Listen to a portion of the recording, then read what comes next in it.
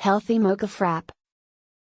Ingredients: coffee, frozen into cubes, unsweetened cocoa powder, maple syrup or honey, vanilla extract.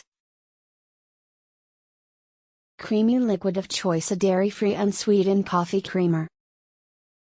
Milk of choice, chocolate chips, coconut oil. Whipped topping of choice.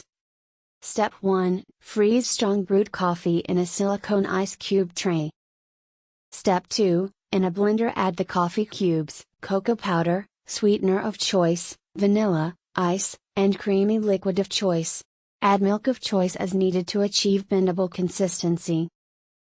Step 3. In a saucepan over low heat add the chocolate chips and coconut oil. Continue to stir until the sauce is melted, nice and drizzly.